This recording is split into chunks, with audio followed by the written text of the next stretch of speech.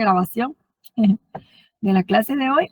Como les comentaba, ayer tuve un inconveniente ahí con el correo institucional que ya estaba lleno y también el drive que dan con ese correo. Entonces lo tuve que vaciar, miren, me dio tristeza, pero en fin, porque no podía grabar ninguna clase. Ok, entonces ya estamos nítidos. Solo dejé las clases de esta semana, fíjense. De ahí todo lo tuve que borrar. En fin, bueno. Ok, entonces, como recordarán, en la clase anterior nosotros habíamos hablado acerca de cómo se fue poblando América, ¿verdad? Y luego también en esta región, lo que ahora es Guate, ¿verdad? Cómo se empezó a poblar y cómo empezó también a surgir la civilización maya, ¿verdad? Hablábamos del periodo preclásico o formador, así se le llamó también, porque va a ser el periodo en el que inicia, ¿verdad? Ya la civilización maya con las características que conocemos, ¿verdad? Sus formas de construcción, la numeración. Bueno, ahí se va a empezar la forma de construcción, la forma de también de escultura, ¿verdad? Aquí va a empezar a surgir también los liderazgos, los jefes, ¿verdad? Los caciques, el manejo hidráulico, ¿verdad? Todo el tema de cómo hacían para canalizar el agua y traerla hacia determinados lugares, llevarla hacia otros, en fin. Vimos también que al final del preclásico hubo una crisis ambiental muy grande, ¿verdad? Una sequía tremenda. Un impacto en la vida de todas estas personas, ¿verdad? Y llevó a que algunas ciudades como el Mirador fueran abandonadas. Entonces, también luego hablamos acerca del periodo clásico, que vimos que fue el de máximo esplendor, ¿verdad? El gran desarrollo científico y artístico, con su sistema tributario que pues era bastante justo para la población, ¿verdad? O sea, de lo que producían las comunidades, tenían que entregar en tributo el excedente, ¿verdad? Digamos, cubrir primero sus necesidades, quedarse, digamos, con un poco de maíz, frijol para ellos, otros productos para comercializarlos, ¿sí? Y el excedente pues era lo que entregaban como tributo. Al final del periodo clásico se ha encontrado evidencia, bueno, al final del clásico se seca el lago Miraflores, entonces Caminalcuyo va a ser abandonada, ¿sí? Entonces, ese gran centro central de mayoreo, ¿verdad? Enorme, que era tan importante acá en el centro del país, pues fue abandonado. Empiezan a haber también problemas entre ciudades que eran protagónicas, importantes, sobre todo en Petén. Hay pugnas, hay pleitos, entonces empiezan guerras entre ellos, ¿verdad? Y entonces, ahorita vamos a pasar a otra presentación. Ay, aquí está mi perrita. En donde vemos cómo, para explicar un poco mejor cómo finaliza ese periodo del clásico, ¿verdad?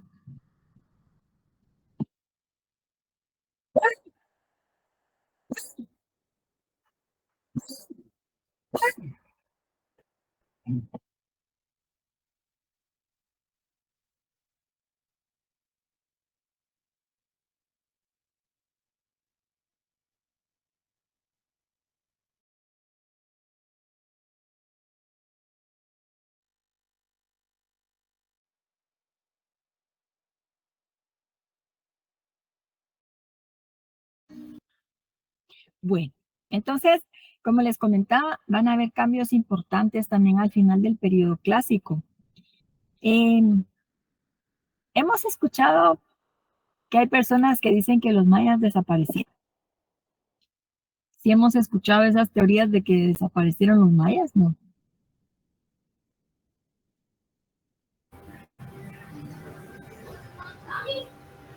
Sí. Sí, licenciada. Fíjense que Esto se debe a que hubo cambios importantes, ¿verdad? Eh, a esas teorías sobre la desaparición de los mayas, que tiene que ver con abandono de ciudades, se les ha llamado el colapso, ¿sí? El colapso maya. Resulta que sí, o sea, empezó una sequía, otra vez viene la sequía, ¿verdad? Se cree que, pues porque había más población, ¿verdad? Entonces ya no eran suficientes los recursos. Eh, Además también, bueno, se fue talando, ¿verdad? Para poder usar otras tierras, porque fíjense que como desde esa época se usaba la roza, o sea, con Z roza, para limpiar los terrenos. O sea, ya cuando se levantaba la cosecha, se quemaba para que el terreno quedara limpio y listo para la siguiente siembra. Esa práctica de la roza todavía se conserva, ¿verdad? Hay muchos lugares en donde vemos que hacen esas quemas, ¿verdad? Para limpiar terreno. Resulta que esa, esa quema que se hace, conforme pasan los años, va quitándole minerales a la tierra. Y entonces cada vez empieza a producir menos. Eso hizo que se buscaran más tierras, más terrenos para poder cultivar, ¿sí? Eh, bueno, hablando de las causas ambientales, ¿verdad? Luego también, y como había más población, ¿verdad?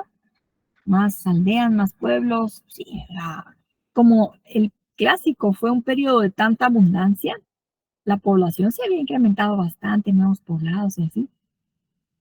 Y entonces, obviamente, todos estaban frente a esa necesidad de ir obteniendo, de ir teniendo más terreno, ¿no? Para otra parcela para poder cultivar.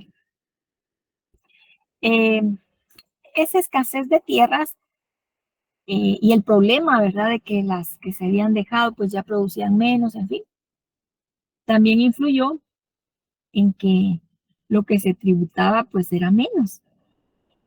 Como mencionábamos, pues, y durante ese periodo se había acostumbrado que, pues como había tanta producción, ¿sí? Que las familias, los poblados se quedaran con lo que necesitaban ellos y tributaran el resto.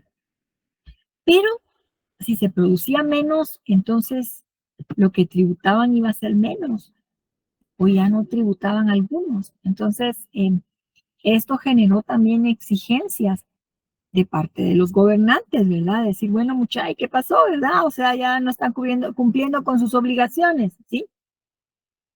Pero además, también exigir, bueno, miren, mejor tributen más porque puede que nuestros dioses estén molestos y que por eso esta sequía no termine.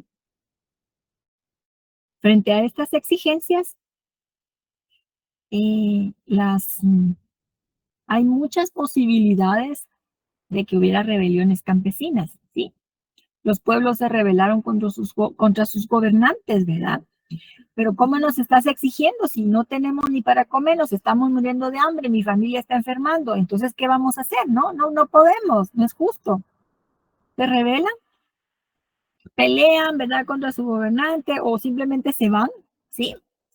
Eh, y se van al altiplano, ¿sí? A las montañas, ahí a establecerse, ahí buscando lugares alejados, apartados en lo alto, que sean difíciles de llegar, ¿sí? De acceder, para que no los encuentren, para que no los estén molestando, ¿verdad? Entonces, eso explicaría también el abandono de la ciudad de Tikal, que como sabemos era la más importante del periodo clásico, y de ahí a que empezaran esas hipótesis después, ¿verdad? Que, bueno, sí, los mayas desaparecieron. Hay quienes decían, es que se montaron los alienígenas ancestrales, ¿verdad? Es que como ya habían terminado su obra, se subieron a su nave espacial y se regresaron a su planeta. Pero lo que sucedió, obviamente, se dieron rebeliones, hubo mucha migración, ¿verdad? También enfermedad, porque la sequía afecta la salud, ¿verdad?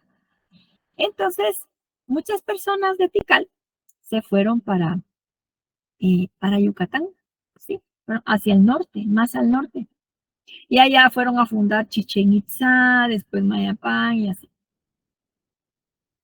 Otros grupos se fueron para el altiplano, para las montañas. A la par de esto, vamos a ver que grupos mexicanos ya habían empezado a llegar al área de Guatemala.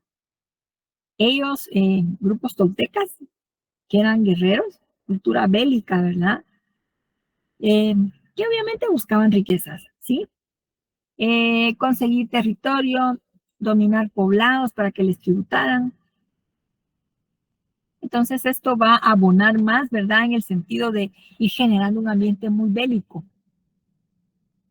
y de confrontación. En cuanto a a las hipótesis, ¿verdad? Sobre las causas religiosas, también hay otras, ¿verdad? Que, por ejemplo, los arqueólogos han encontrado evidencia de que los mayas de manera intencional destruían sus obras. Esto tiene que ver con una filosofía maya en la que cuando alguien había logrado hacer una obra muy bonita, perfecta, para no sentirse vanidosos, creídos, arrogantes, ¿verdad? Y sentirse por encima de los demás, lo que hacían era destruirlas. Entonces, y sí, de eso encontraron evidencia los arqueólogos en varias ciudades. Piensan que pudo haber sido también una de estas de las causas, ¿no? Acerca de este abandono de ciudades importantes. En el caso de Tikal, que hayan pensado, ala, pero es que es una ciudad tan perfecta, tan hermosa, que bueno, mejor la vamos a abandonar. Porque se han encontrado templos, estelas, ¿verdad?, destruidos de manera intencional. Otra de las hipótesis religiosas que se han manejado es que como los mayas eran tan buenos astrónomos, ¿verdad? Conocían también la astronomía y eso les había ayudado también, ¿verdad? A conocer, a ir eh, identificando los ciclos del tiempo, calendario, en fin. Entonces, que por confluencia de los astros o ciertos movimientos, ¿verdad? De algunos de ellos, eh, los mayas hayan interpretado pues que ya era tiempo de mejor de salir, ¿sí? Y abandonar sus ciudades. También están las causas militares, ¿verdad? Grupos que peleaban por poder, por prestigio, dominar a otros, ¿verdad? Por tener más prisioneros, territorio. Digamos que realmente este fenómeno tan grande que llevó a que los mayas dejaran de habitar esas ciudades con unas pirámides tan grandes, tan esplendorosas, eh, pues tiene causas, varias causas, ¿verdad? No podemos adjudicarle ese fenómeno a una sola, ¿verdad? Podemos decir que ha sido una combinación de varias, ¿sí? Bueno, entonces estas han sido las principales hipótesis que diferentes investigadores pues han digamos, planteado, ¿verdad? Bueno, entonces al finalizar el periodo clásico de esta forma tan tremenda, tan violenta, va a empezar uno distinto que va a ser el periodo posclásico. Entonces, este periodo va a abarcar del año 950 al 1523 de nuestra era, ¿verdad? Después de Cristo. Lógicamente, después de todas esas situaciones, migraciones, guerras, ¿verdad? Entre los diferentes grupos, la situación cambió mucho, además de la presencia de los toltecas, ¿verdad? Fíjense que los toltecas se fueron metiendo y empezaron a apoderarse de poblados que habían sido abandonados y luego buscando a ver dónde había aldeas, poblados que conquistar, ¿verdad? Ellos pues eran guerreros, traían, sí, realmente los pueblos desde el norte, centro de México, así, con esa su cultura bélica, ¿verdad? Pues a dominar y a sojuzgar. Dijeron, pues sí, más para eso podemos obtener más riquezas, ¿verdad? Y entonces van a ir imponiendo ellos esa su cultura bélica. Tal es así que entre las deidades importantes del posclásico va a estar Tojil, va a ser el más importante, el dios de la guerra, que va a ser un dios que van a traer ellos, ¿verdad? Y aquí se va a adoptar. Eh, de todo digamos, todos estos movimientos de personas, llegada de los toltecas, en fin, estos mayas que se desplazaron al altiplano, de allí van a ir surgiendo estos pueblos, los quichés, cachiqueles, manes, pocomanes, utuiles, eh, que van a ya establecerse, como dijimos, en el altiplano, ¿verdad? Buscar lugares muy altos, muy elevados, montañas, cerros de difícil acceso, construir sus ciudades amuralladas, ¿verdad? De preferencia, como Misco Viejo, por ejemplo. Sí, Misco Viejo, fíjese, es del posclásico. Estaba viendo un video interesante, ¿no? Sobre la entrada a la ciudad, hay una muralla, en fin. Es así angosta la entrada, como para más protección. Entonces, esa va a ser la dinámica ya del posclásico.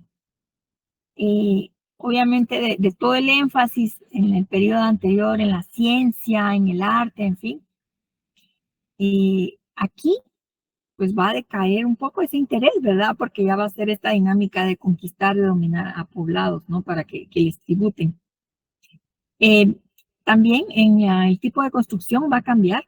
Ya no se van a hacer pirámides tan altas, sino que pirámides bajitas y extendidas, para que desde lo lejos no sean un blanco, ¿no? De los enemigos. Surgen entonces estos pueblos, ¿verdad? Y que van a establecerse, van a ir construyendo sus ciudades, ¿verdad? Estos pueblos del altiplano. Y dentro de estos, pues van a prevalecer los quichés, los cachiqueles y los utuiles. Aquí voy a cambiar la diapositiva.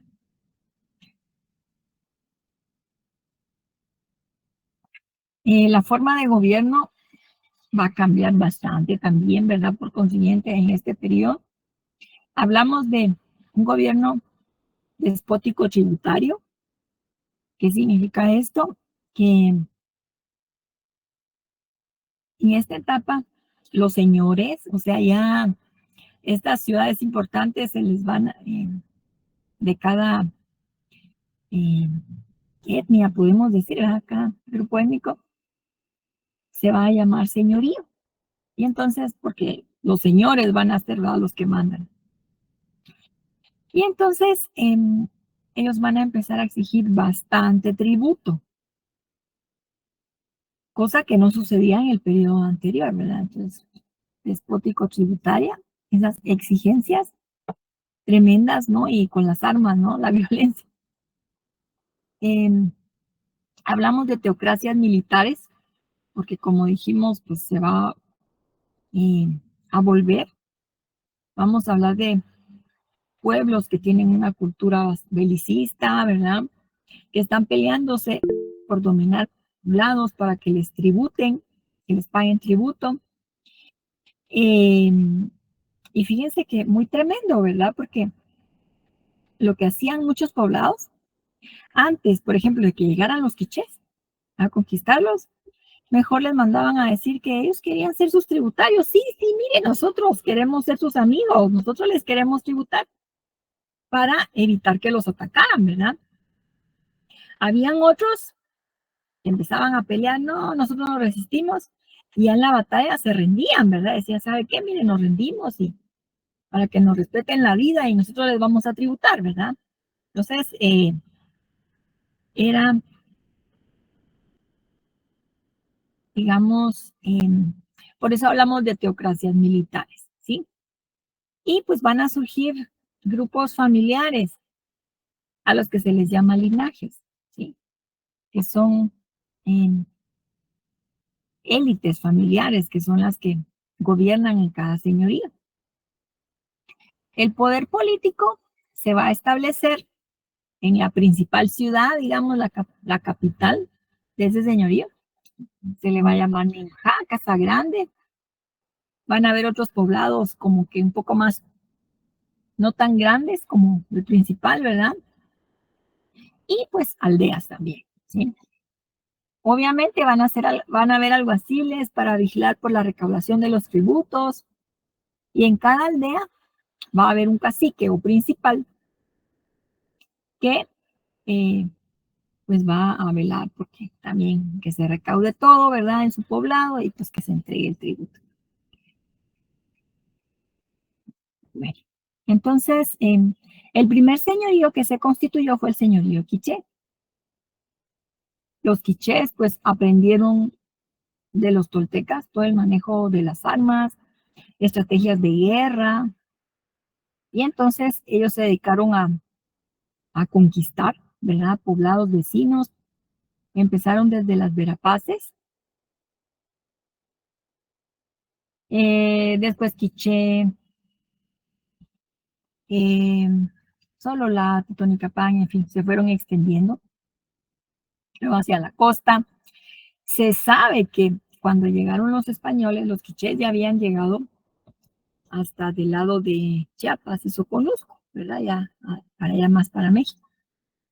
Y que ellos estaban que en camino de convertirse en un imperio, porque ya tenían controlados o juzgado a un montón, ¿verdad? De poblados, un montón de territorio que les tributaban. Y pues a los que se resistían los volvían esclavos, ¿verdad? Ahí sí.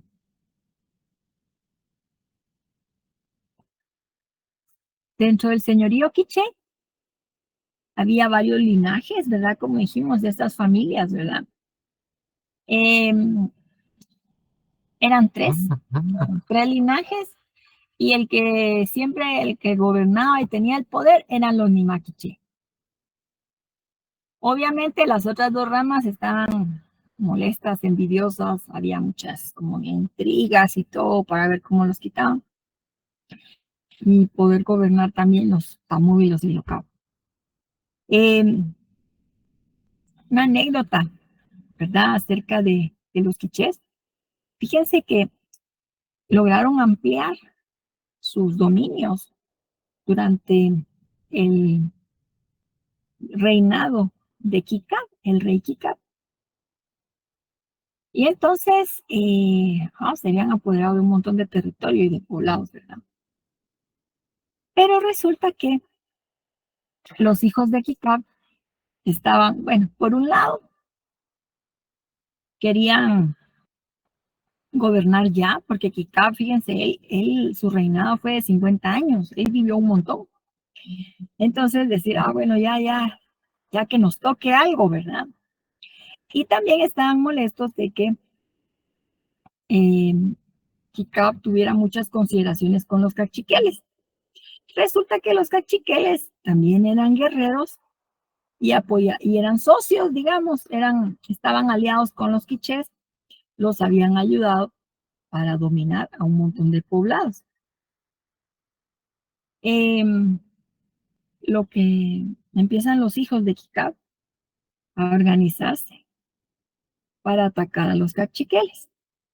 Y entonces Kikab lo que hizo fue que les mandó avisar, ¿verdad? O sea, la capital del señorío quiché estaba en Gumarcá. Muy cerca de ahí estaba el campamento de los cachiqueles. Kikab manda avisarles que por favor se retiren, pero ya, porque sus hijos los quieren atacar, los quieren matar. Los cachiqueles se van obviamente muy molestos porque había toda una, eh, digamos, una ética de la guerra. Se supone que el protocolo era que peleaban desde el amanecer hasta el atardecer. Ya cuando estaba oscuro, pues cesaban las batallas. Entonces, ¿por qué los quichés primero, los hijos de Kikab, ni siquiera les decían que les estaban declarando la guerra y los querían atacar así a traición, ¿no? Y luego, además, molestos porque les tocó salir huyendo de noche, pues, como esa era una gran afrenta para ellos, que eran guerreros, pues. Entonces se van los cachiqueles a buscar en dónde establecerse, fundan su en Isimché.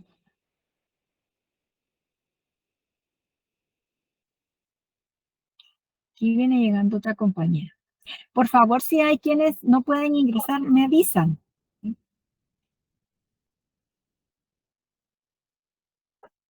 Ok. Entonces, se establecen en Isimché. Ellos pues también van a empezar a conquistar otros poblados, ¿verdad? Ahí peleándose con los quichés por dominar a otras aldeas, pues logran sojuzgar, ¿verdad? Parte de Chimaltenango, Zacatepeques, algunas áreas de Sololá y Escuintla. Van a estar siempre entonces en pugna, ¿verdad? Pleito, guerra declarada, ¿verdad? Contra los quichés. Dentro de los cachiqueles también van a haber varios linajes que igualmente van a estarse peleando ahí por el control, ¿verdad? Por el poder, etc. Los cachiqueles, como sabemos, pues cuando llegaron los españoles, cuando llega Alvarado con sus soldados, eh, platicaron con Alvarado para apoyarlo para derrotar a los quichés.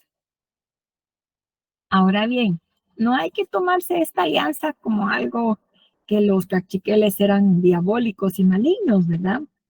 Digamos que era algo que estaba inserto dentro de la dinámica de guerra que tenían ellos en contra de los quichés, ¿sí?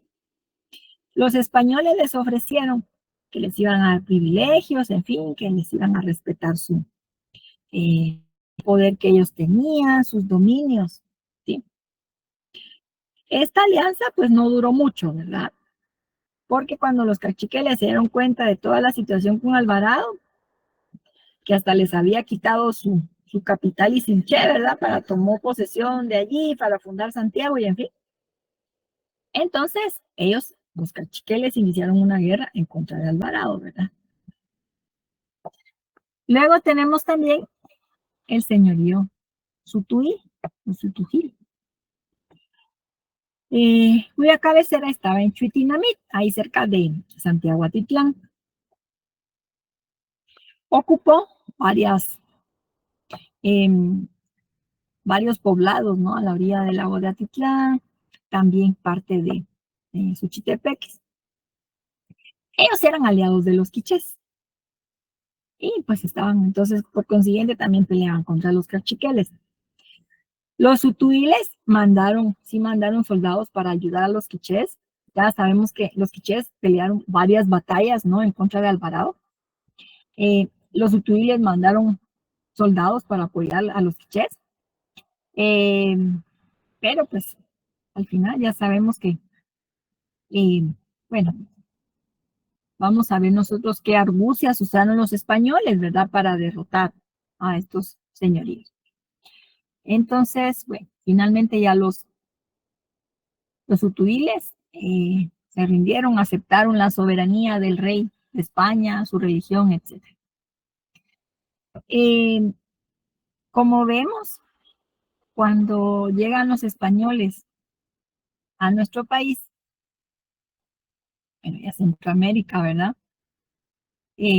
Van a encontrar una situación que les va a favorecer mucho, porque los señoríos estaban peleándose entre ellos, ¿verdad? Dijimos, sobre todo los demás en contra de los quichés.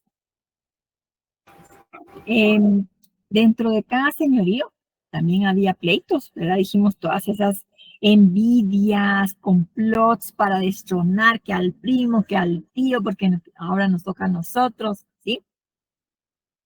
Y además, sin respaldo popular, porque los poblados, todas estas aldeas que tenían dominadas, pues no era que los quisieran, ¿verdad? Entonces, tampoco tenían ese respaldo.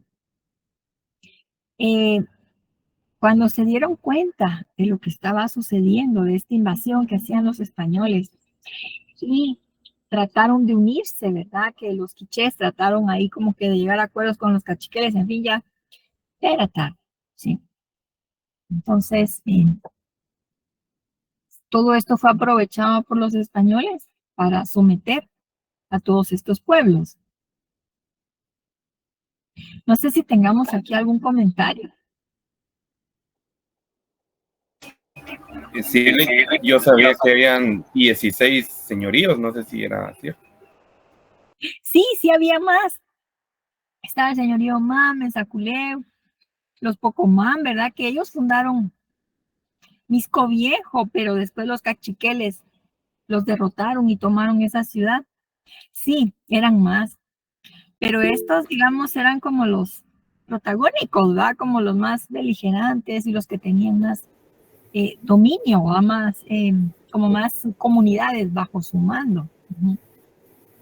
¿Qué dice Edwin? Sí, licenciado, buenas tardes. Yo lo que estoy apreciando es que esa misma lucha entre los señoríos, envidias y toda esa lucha por el poder facilitó las cosas para los españoles.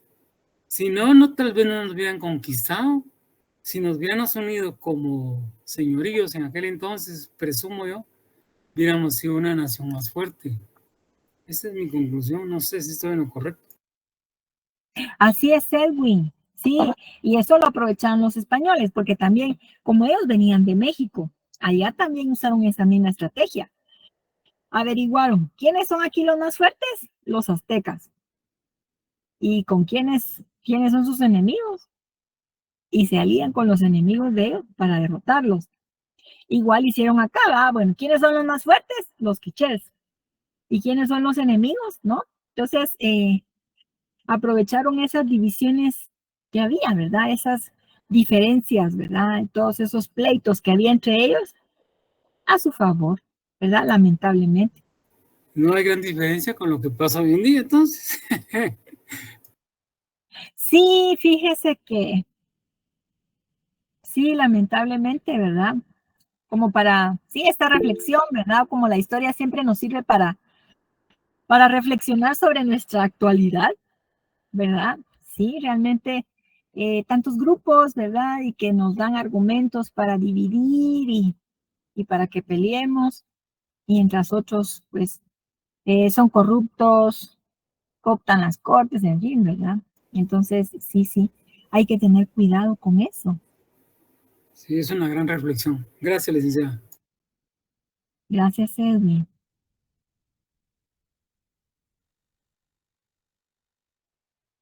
Sí, fíjese, Jessica, todavía prevalece, ¿verdad? Lamentablemente, esas divisiones. ¿Cómo se fomenta, verdad, que los chapines peleemos tanto entre nosotros? Y miren que hay un montón de temas, ¿verdad?, en los que se nos enfrenta. Porque puede ser, por ejemplo, a través de lo religioso, a través de lo político. Vemos, ay, ¿cuál es de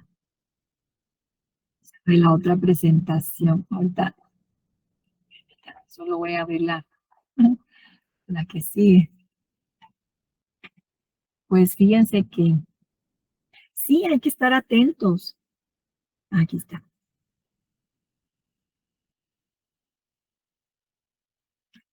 Porque hay muchos discursos,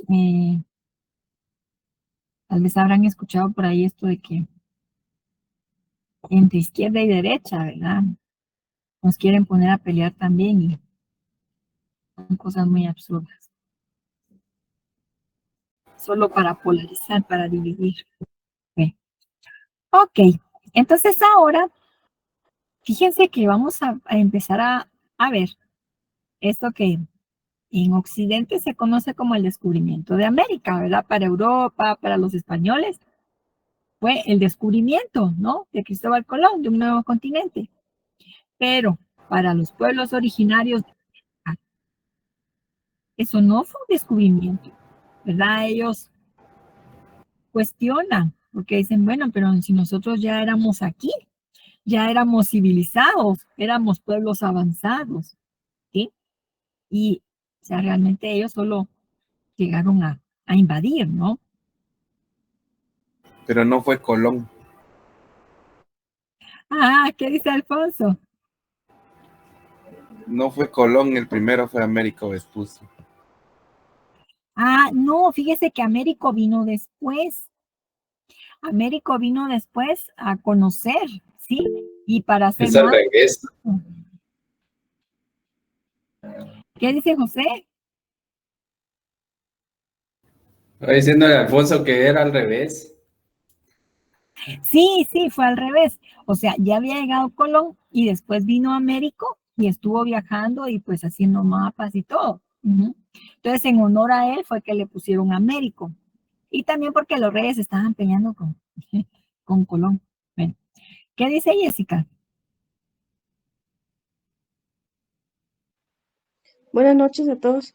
Licenciada, fíjese que la vez pasada yo estaba viendo un documental de History donde decía que en realidad no había sido Cristóbal Colón el que descubrió América, sino que dice que habían indicios de que habían sido los caballeros templarios. ¿Qué tan cierto será eso?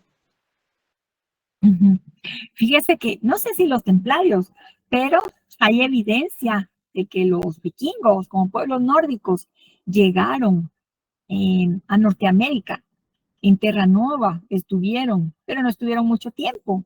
O sea, ellos habían llegado unos siglos antes. Ajá.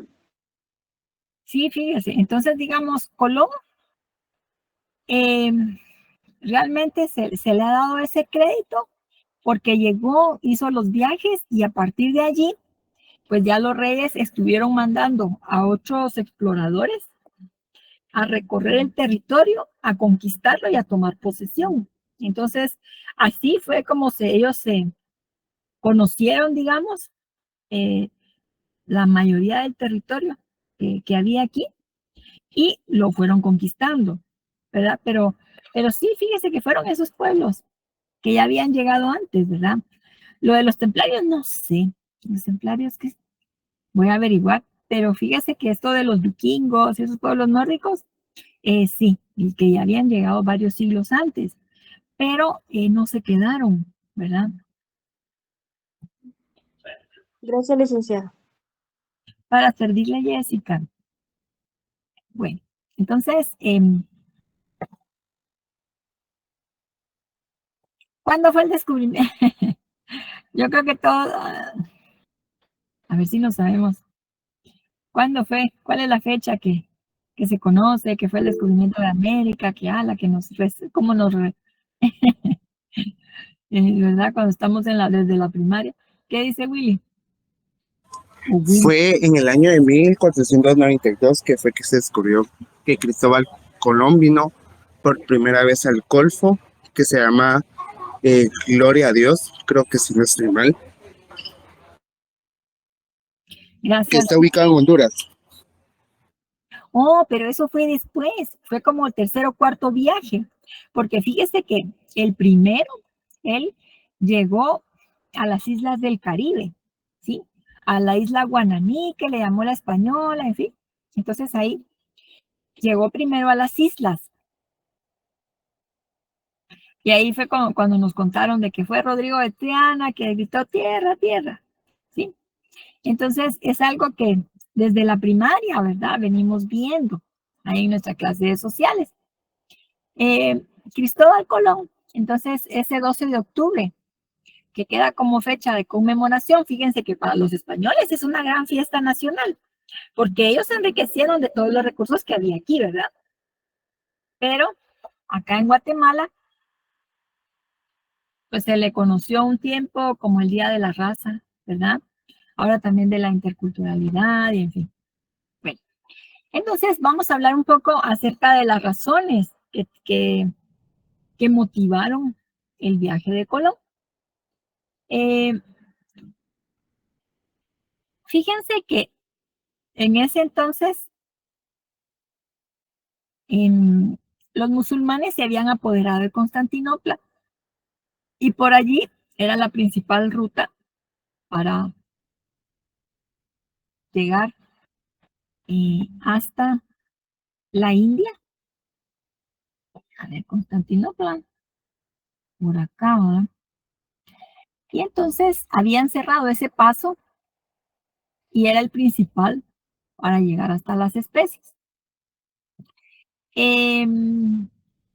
Había otra ruta que ya estaba siendo explorada por los portugueses.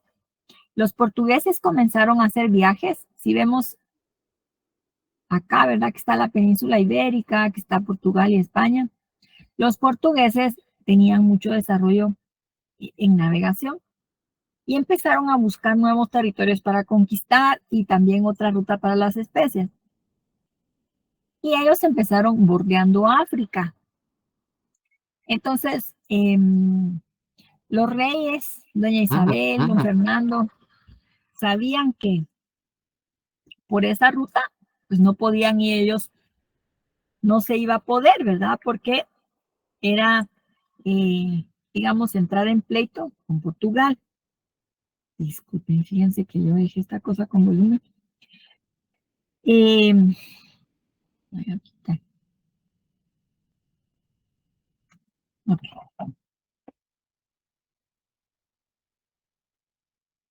¿Por qué creen ustedes a todo esto, verdad? ¿Por qué creen ustedes que las especias eran importantes? Las especies.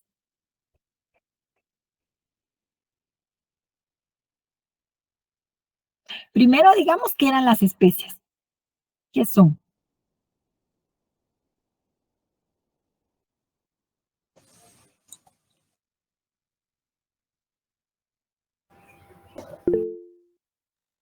¿Qué dice ahora? Las especies serían como el intercambio que se utilizaba en ese entonces, un intercambio comercial. Eran un producto muy importante, ¿verdad? En el comercio. Pero, ¿qué es eso de las especias? A ver, ¿qué son? Para que vayamos ahí, poniéndonos de acuerdo. Como plantas, nativas, tropicales. Ajá, ¿y para qué se usan? Eran para medicinales, comestibles. Ajá, muy bien. ¿Qué dice Will?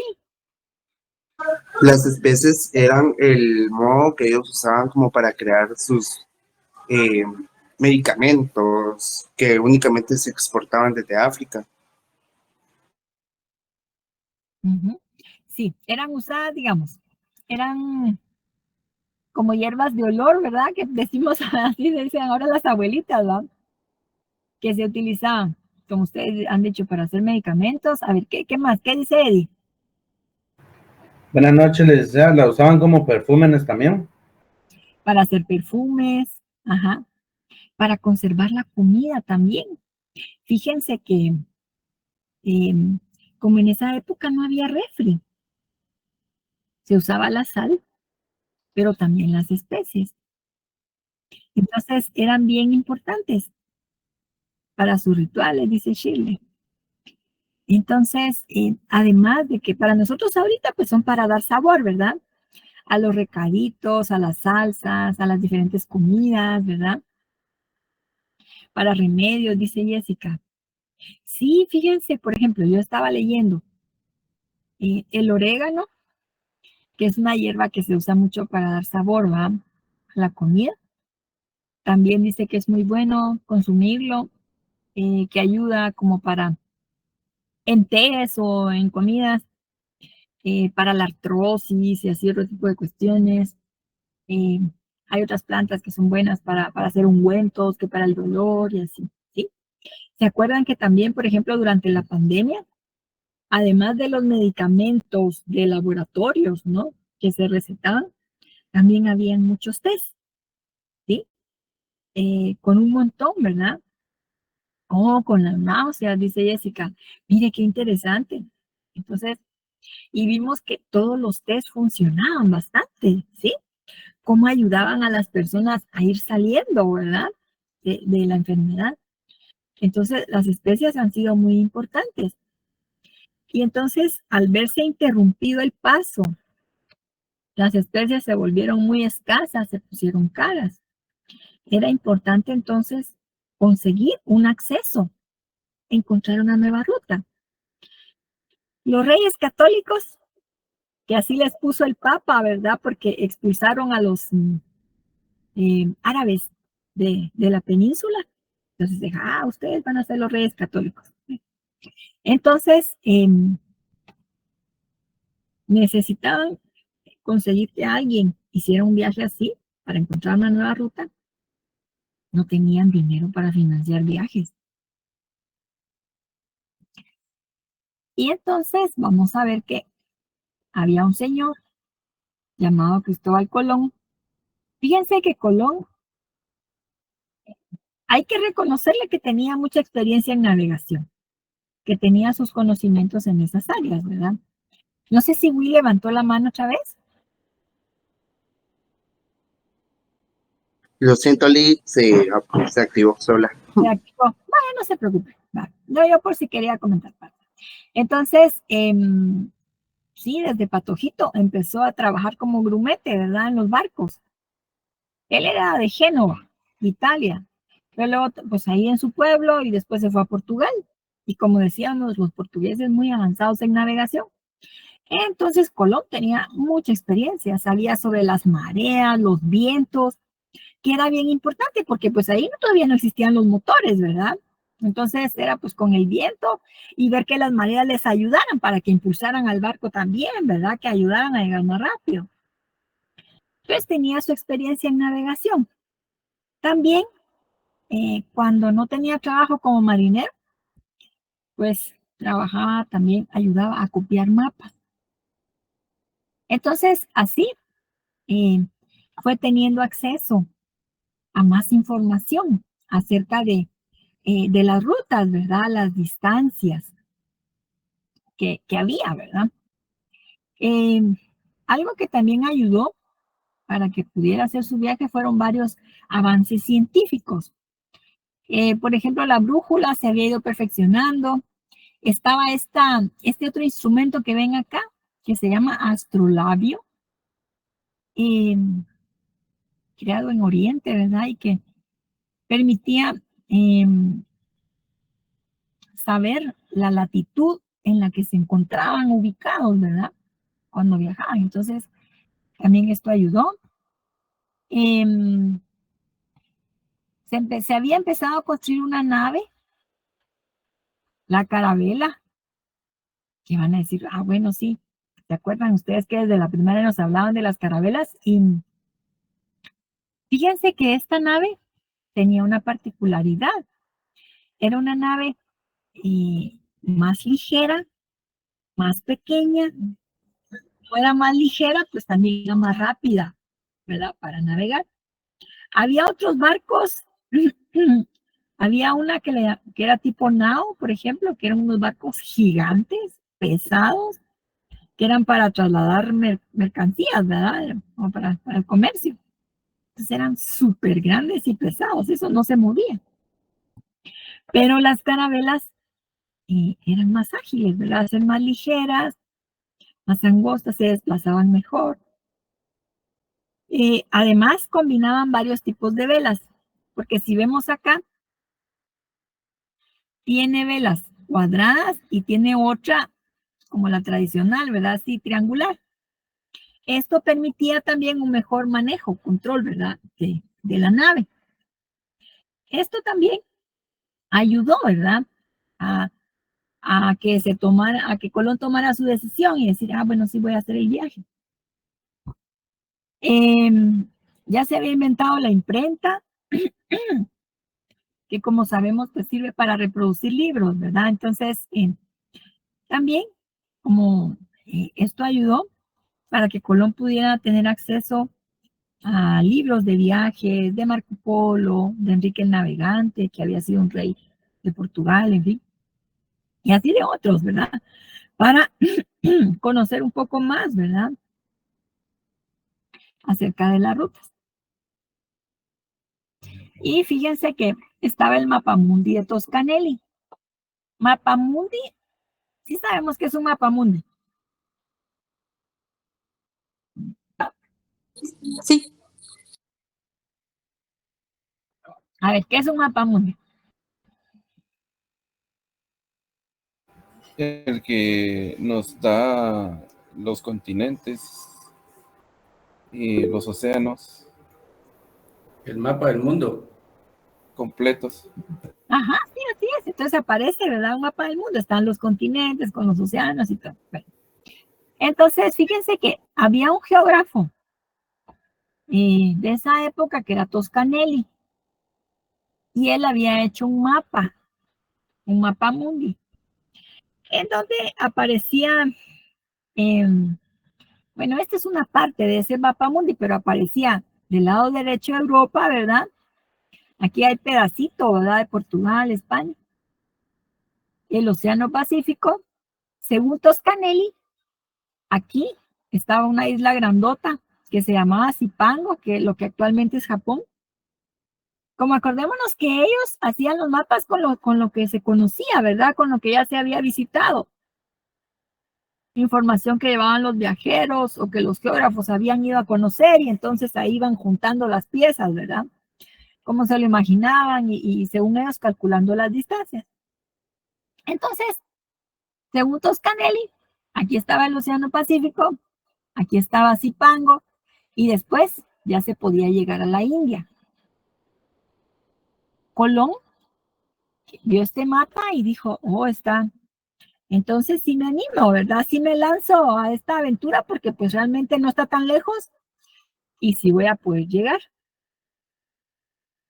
Porque como les decía, pues ya los portugueses habían escogido pues esta ruta por África, ¿verdad? Y pues por ahí no podían pasar ellos. Otra ruta hubiera sido hacia el norte, pero aquí gran parte del año pues está congelado, ¿no? Entonces es demasiado el frío. Entonces lo que Colón tenía que hacer, zarpar, lanzarse al Océano Pacífico y salir de este lado, ¿verdad? De Asia. Consiguió entonces el apoyo de los reyes católicos. Fíjense que Colón primero habló con el rey Juan de Portugal, pero él le dijo, ay, estás loco, este chavo está loco, está chiflado, no, ¿cómo voy a desperdiciar yo mi dinero? No, olvídate, ¿no? Entonces, ay Dios, estoy viendo que no está pasando la diapositiva. Ahorita voy a volver a presentar. Entonces, a ver qué se presente ahí. Ah, bueno, sí, ahí sí ya les estoy mostrando lo de que Portugal, ¿verdad? Había viajado acá, empezaba a voltear a África. Me voy a regresar aquí para que miren, este era el mapamundi de Toscanelli. Disculpen, es que yo no me había fijado que no estaba pasando la diapositiva. Entonces, según Toscanelli, aquí estaba la península ibérica, ¿verdad? Portugal, aquí el Océano Pacífico, aquí Zipango y aquí ya llegaban a la India, que fue la ruta que pensó Colón, que sí. Por eso, y dijo, ah, bueno, sí está cerca, sí lo puedo hacer. Bueno. Entonces, Colón se lanza a esa aventura, ¿verdad? De atravesar el Océano Pacífico y pues iba a salir de este lado, ¿verdad? Los reyes católicos lo apoyaron, sobre todo doña Isabel. Ven que por eso está la anécdota que doña Isabel le entregó sus joyas, ¿verdad? Ahí consiguieron financiamiento, ¿sí? Hubo varios financistas, algunos nobles, también judíos, ahí que doña Isabel y todo que contribuyeron a financiar el viaje de Colón. Y entonces se da cuenta, ¿verdad? Cuando llega al Caribe que, bueno, y con los sucesivos viajes que realiza, que realmente ahí no estaba Zipango, ¿verdad? Sino que era otro continente.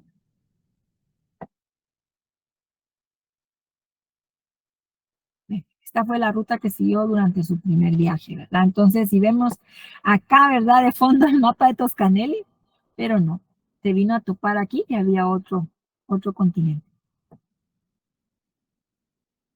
¡Ay, joles! Ay, disculpen, yo ya no me he fijado que son las 57. No sé si tengamos algún comentario. Si no, si gustan, podemos platicar, empezar con esto, clase, ¿verdad? La próxima semana.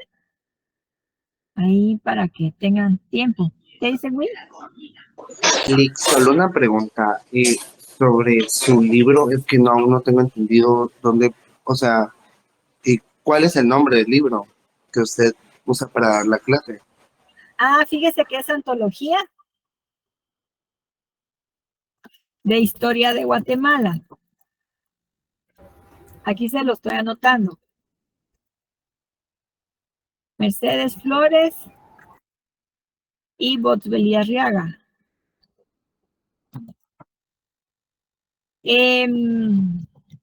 Mire, ese lo puede conseguir ahí en la entrada de la universidad, del lado del periférico, también ahí cerca del Macarones, la que está cerca del edificio, en la página de Ecoediciones también. ¿Qué dice Alfonso? Lick, perdone, fíjese que yo tengo retrasada con su persona. No sé qué temas va a agregar usted de ciencias políticas. Ah, de política. Fíjese, Alfonso, que de política sí va a venir de todo el semestre, porque hay la coordinación del curso. Dispuso que viniera así de todo el semestre, pero ¿usted estuvo conmigo el semestre pasado? No, estuve con la licenciada Mercedes. Ah, ya. Fíjese que... Pero me quedé sin espacio. Ya. Fíjese que hay unos Classroom. Le voy a compartir ahí para que... Bueno, si se quiere examinar conmigo, fíjese que